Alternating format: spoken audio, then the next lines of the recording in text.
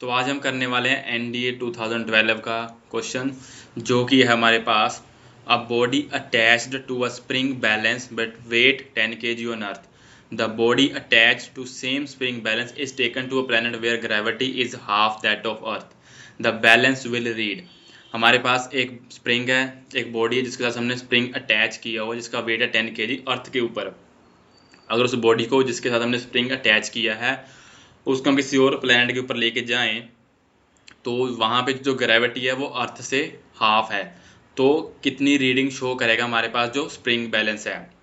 Suppose कीजिए, मान लीजिए ये हमारे पास एक स्प्रिंग बैलेंस है जिसके साथ हमने एक बॉडी को अटैच किया। ये हमारे पास स्प्रिंग है और यहाँ पे हमने बॉडी को अटैच किया है। ये बॉडी का वेट हमारे पास अर्थ के ऊपर कितना है, 10 kg है।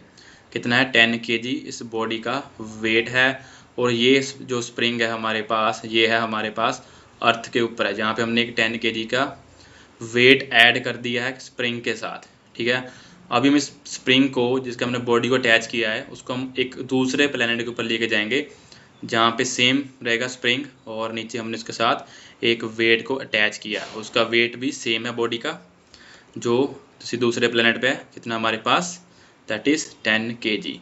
तो मान लीजिए यहाँ किस पे है, ये कोई अदर प्लेनेट पे है, ये कोई अदर प्लेनेट पे है। तो जो अर्थ पे है उसकी जो ग्रेविटी है वो जी होती है, और जो किसी दूसरे प्लेनेट पे उन्होंने कंडीशन दिया हमें, वहाँ पे जो ग्रेविटी है वो हाफ कर दी गई है। अर्थ के कंपैरिजन में हाफ ग्रेविटी है।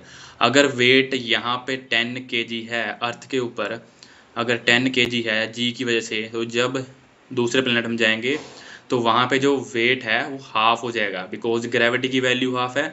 तो जो वेट की वैल्यू है वो भी यहाँ पे हाफ हो जाएगी। दैट इज़, अगर हम फाइंड करें हमारे पास आता कितना है, हमारे पास आता है 5 kg। तो हमारे पास जो बॉडी का वेट है दूसरे प्लेनेट के ऊपर, जहाँ पे ग्रेविटी की वैल्यू अर्थ के कंपैरिजन में हाफ है, तो वहाँ पे हमारे पास वेट कितना आएगा, दैट इज़ 5 kg।